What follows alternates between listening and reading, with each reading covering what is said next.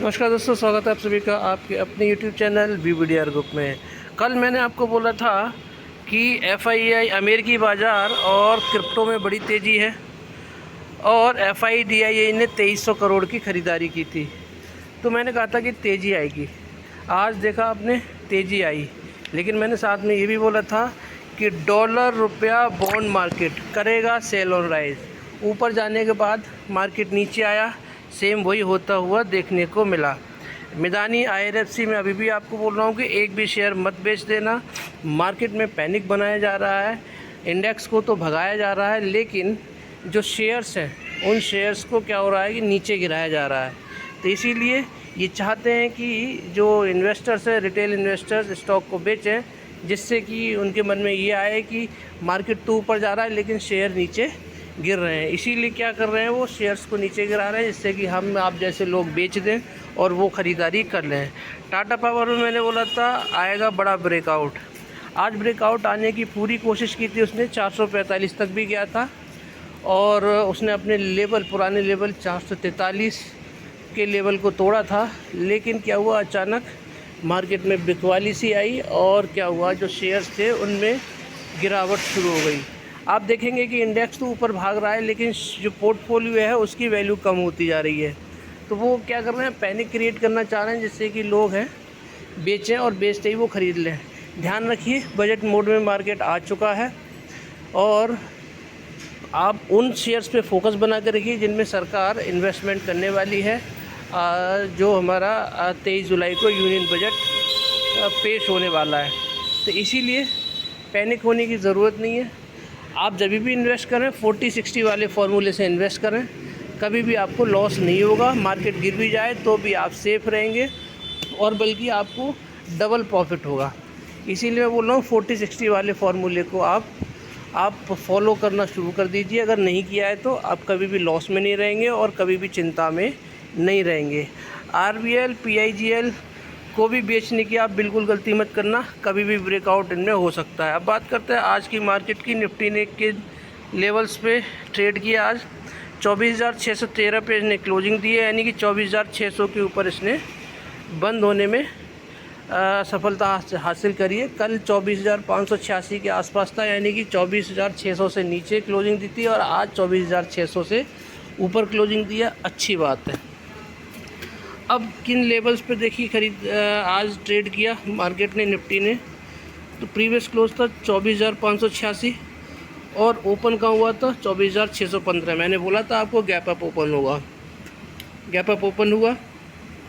लो कितना लगाया, 24,587, यानी कि जो कल का लो था उससे ऊपर ही रहा। और हाई कितना लगाया, 24,661 आज का हाई था और यही हमारा आज का लाइफ टाइम हाई भी फिर से लगा दिया है निफ्टी ने।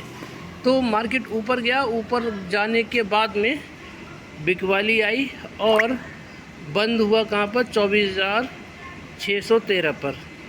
अब देखिए बाकी चीज़ों को देखते हैं। 24,613 पे क्लोजिंग दी है। वहीं पे अगर आप देखेंगे कि निफ्टी बैंक ने 59 पॉइंट की गिरावट के साथ में क्लोजिंग दी है। और आप देखेंगे डाउ जोन्स में तूफ़ानी तेज़ी देखने को मिल रही है। डाउ जोन्स को आप देखिए कि 597 पॉइंट की तेज़ी है, लगभग 1.5 पॉइंट की तेज़ी है। वहीं पे IT स्टॉक देखेंगे तो हल्की फुल्की गिरावट में नज़र आ रहे हैं, लगभग 50 पॉइंट की गिरावट के साथ में। अब बाकी के पैरामीटर्स क्या बोल रहे हैं आप देख लीजिए। यहाँ पर जो निफ्टी फ्यूचर्स हैं, 24,641 पे क्लोजिंग दी है और गिफ्ट निफ्टी क्या कह रही है, 24,721, यानी कि 24,613 पे क्लोजिंग दी है किसने, हमारी निफ्टी ने। और गिफ्ट निफ्टी कहाँ ट्रेड कर रही है, 24,721, यानी कि 100 पॉइंट की, लगभग 108 पॉइंट की तेज़ी गिफ्ट निफ्टी दिखा रहा है, क्योंकि अमेरिकी मार्केट में तेज़ी है, बड़ी तेज़ी है।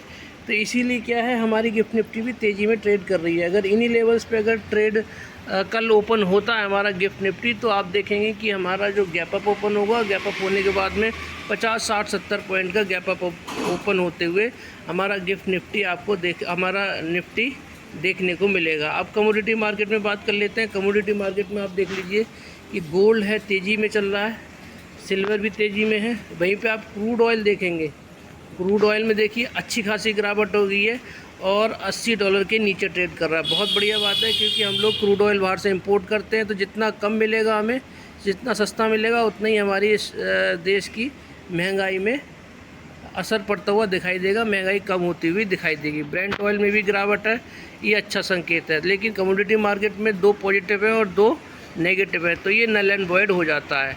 लेकिन गैप अप ओपन होने का हमें संकेत मिल चुका है गिफ्ट निफ्टी से और अमेरिकी मार्केट डाउ जोन से। करेंसी को देखते हैं। डॉलर देखिए अभी भी ऊपर के लेवल पे बना हुआ है, $83.5 के ऊपर बना हुआ है, तो ये नेगेटिव संकेत है, क्योंकि हमारा रुपया कमज़ोर है, तो ये एक नेगेटिव सेंटीमेंट हो गया। क्रिप्टो करेंसी को देखेंगे तो क्रिप्टो करेंसी में तेज़ी सस्टेन हो रही है। कल भी तेज़ी थी और आज भी तेज़ी है, आप देख सकते हैं। तो यानी कि क्रिप्टो करेंसी रिस्की मार्केट में आप देखेंगे तो रिस्की मार्केट में तेज़ी बनी हुई है, तो ये एक पॉजिटिव संकेत है हमारे लिए। तो यानी कि 2 नेगेटिव हो गए और 2 पॉजिटिव हो गए हमारे लिए पॉइंट। बॉन्ड मार्केट में देखेंगे तो bond market 10 year bond deal को देख लीजिए अमेरिका का, तो 1% की गिरावट है, शानदार है। यानी कि कल जो तेज़ी आएगी वो सस्टेन करते हुए नज़र आएगी। US 30 ईयर बॉन्ड डील को देखिए, इसमें भी गिरावट है। 2 ईयर बॉन्ड डील जो है वो हल्का फुल्का ग्रीन देखने को मिल रहा है, लेकिन बाकी की 2 बॉन्ड डील है वो ग्रीन में रेड में ट्रेड करते हुए नज़र आ रहे हैं, तो ये एक पॉजिटिव संकेत है। वहीं पे इंडिया का 10 ईयर 2 ईयर बॉन्ड डील देख लीजिए, तो यहाँ से कोई भी पेन हमें देखने को नहीं मिल रहा है।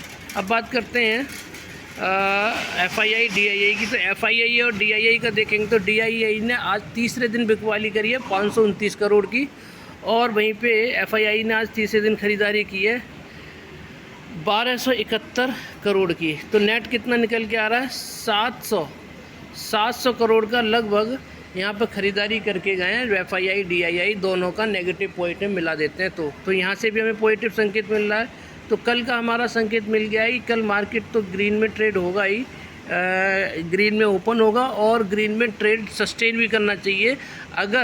अगर बॉन्ड मार्केट में गिरावट जारी रहती है तो, और हमारा जो डॉलर है, डॉलर में भी कुछ गिरावट हो जाती है। तो ये था ओवरऑल मार्केट का नज़रिया। अब बात करते हैं मिश्र धातु निगम लिमिटेड की 5 शेयर की, जिनका एनालिसिस मैं आपके साथ में हर रोज़ शेयर करता हूँ। तो आप देखेंगे मिश्र धातु निगम लिमिटेड में आज फिर गिरावट देखने को मिली है और ₹6.40 की गिरावट देखने को मिली है, लगभग 1.25% की। आज हाई कितना लगाया 527 का, 510 का प्रीवियस क्लोज था, 495 का लो भी लगाया है। दूसरी बार 495 का लो लगाया है 540 के लेवल पे जाने के बाद में। अब इसका लाइफ टाइम हाई कितना है 547, तो कितने दूर है 42 पॉइंट दूर है अपने लाइफ टाइम हाई से। मैंने आपको कल बताया था कि कंसोलिडेशन जोन में चल रहा है ये 500 से लेके 540 के बीच में। तो और आप इसको देख भी सकते हैं यहाँ पर, ये देखिए कंसोलिडेशन जोन में कुछ ये वाली तस्वीर यहाँ पर देखने को मिल रही है। लेकिन इसमें क्या है, बहुत बड़ी गिरावट हुई थी, 547 से कहाँ पर आ गया था 400 पे आ गया था। लेकिन अभी सिनेरियो क्या है, दूसरा है, बजट का टाइम चल रहा है, तो स्टॉक रिबाउंड करना चाहिए और आपको फिर से लाइफ टाइम हाई एक नया इसको बनाना चाहिए। देखिए इस स्टॉक के लिए लाइफ टाइम हाई बनाना कोई बड़ी बात नहीं है, एक दिन में ये 10-12%, 7%, 8% भाग जाता है, तो चिंता वाली कोई बात नहीं है। इन्वेस्ट करें तो 40-60 वाले फॉर्मूले से ही इन्वेस्ट करें। आप कभी भी अपने आप को ठगा हुआ महसूस नहीं करेंगे, कभी भी आप प्रेशर में नहीं रहेंगे, कभी भी आप लॉस में नहीं रहेंगे। चलिए बात करते हैं अगले स्टॉक की। और हाँ, मिश्र धातु निगम लिमिटेड डिफेंस का स्टॉक है, तो इसीलिए इसमें क्या है कि सरकार का फोकस है इस सेक्टर में और बजट में अनाउंसमेंट होते हुए नज़र आएंगे, तो फिर से ये तेज़ी आपको देखने को मिलेगी। बात करते हैं रेलवे स्टॉक की, जिसमें सरकार का फोकस है और रेलवे में बड़ा इन्वेस्टमेंट सुनने में आ रहा है, बड़ा इन्वेस्टमेंट होना भी चाहिए। और इतनी तेज़ी के बाद में देखिए थोड़ी बहुत तो बिकवाली होती है, तो 212 के लेवल पे ये ट्रेड आज जिसने क्लोजिंग दी है ₹4.21 की गिरावट के साथ में, लगभग 2% की गिरावट के साथ में। कल भी गिरा था स्टॉक, आज भी गिरा है, तो क्या है प्रॉफिट बुकिंग यहाँ पर हमें देखने को मिल रही है। आपको कंसोलिडेशन जोन भी बताया था मैंने, 210 से लेके 224 का कंसोलिडेशन जोन है इसका। इस लेवल पे ये 1-2 दिन और घूमने को देखने को मिल सकता है और उसके बाद में फिर तेज़ी से स्टॉक को पकड़ना चाहिए, क्योंकि रेलवे में कोई भी काम होगा, रेलवे को फंड कौन देता है? IRFC देता है।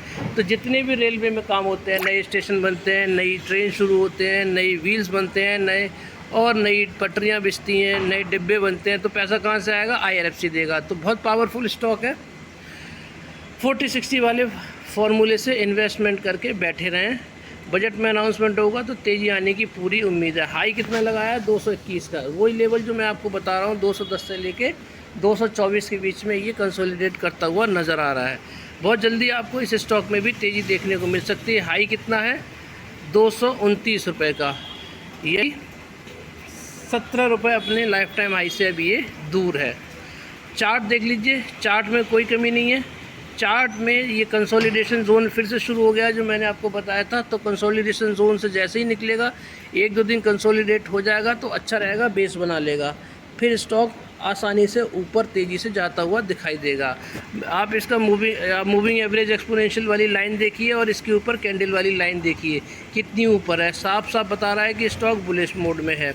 बात करते हैं अगले स्टॉक टाटा पावर की। पावर सेक्टर पे सरकार का पूरा फोकस है और बजट में अनाउंसमेंट करते हुए भी नज़र आएगी सरकार, तो इसीलिए स्टॉक बहुत जानदार है। आपको बोल रहा था ये कंसोलिडेट कर रहा है 424 से लेके 443 के बीच में। आज इस स्टॉक ने निकलने की कोशिश की थी इस जोन से,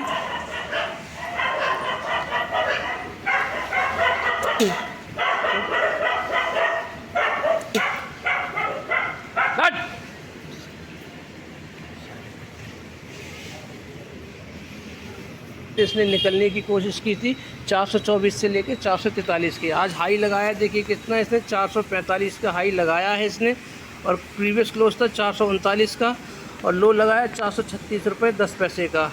ओपन हुआ था 440 पे। तो बहुत जल्दी आपका ब्रेकआउट देते हुए स्टॉक नज़र आएगा। 464 का इसका लाइफ टाइम हाई है।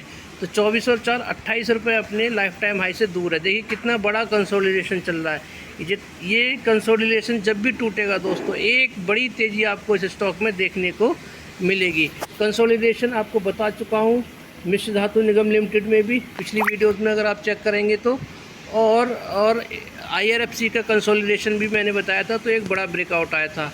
आप इस कंसोलिडेशन को देखिए और मैं आपको अब दिखाता हूँ IRFC का। IRFC का देखिए ये कंसोलिडेशन जोन था, यहाँ पे देखिए कितना लंबा एक ही लेवल्स पे ट्रेड कर रहा था। कंसोलिडेट हुआ और एक बड़ी तेज़ी यहाँ पे हमें देखने को मिली, ये देखिए ये वाली। तो यहाँ पे भी क्या होगा, एक बड़ी तेज़ी आपको देखने को मिलेगी, और इस बार ये अपने पिछले हाई को भी तोड़ना चाहिए, 464 के हाई को।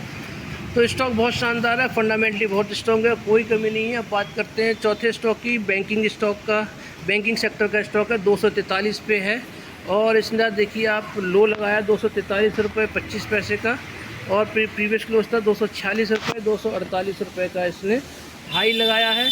यानी कि ये ट्रेड कहाँ कर रहा है, 240 से लेके 247 के बीच में ट्रेड कर रहा है।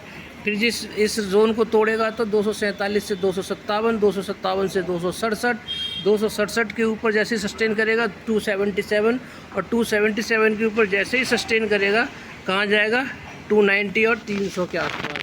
अब देखिए कितना बड़ा कंसोलिडेशन चल रहा है इसका, इसी रेंज में ट्रेड करता हुआ नज़र आ रहा है। बहुत जल्दी आपको ये स्टॉक भी अपना कंसोलिडेशन जोन तोड़ता हुआ नज़र आएगा।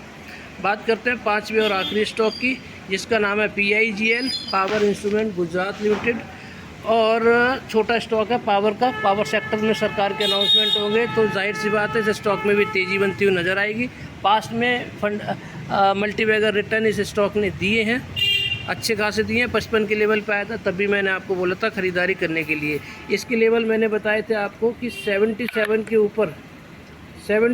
ऊपर जैसे ही ट्रेड करना शुरू करेगा 86 तक जाएगा, 86 के ऊपर ट्रेड करेगा 93, और 93 के ऊपर ट्रेड कर दिया तो 150 की तरफ ये स्टॉक बढ़ना शुरू हो जाएगा। ये इसके टारगेट हैं। आप देखिए यहाँ पे भी वही वाला सेम सिनेरियो कंसोलिडेशन जोन में ट्रेड करता हुआ नज़र आ रहा है। तो बहुत जल्दी 77 के ऊपर जैसे ही सस्टेन करना शुरू करेगा, एक बड़ी तेज़ी आपको इस स्टॉक में देखने को मिलेगी। तो ये था पूरा एनालिसिस। कल मार्केट में तेज़ी बनने के पूरे आसार हैं। तो वीडियो को लाइक शेयर सब्सक्राइब करना बिल्कुल मत भूलिएगा। आप सभी का दिन बहुत बहुत शुभ रहे। धन्यवाद। राधे राधे। जय श्री श्याम, जय श्री राम।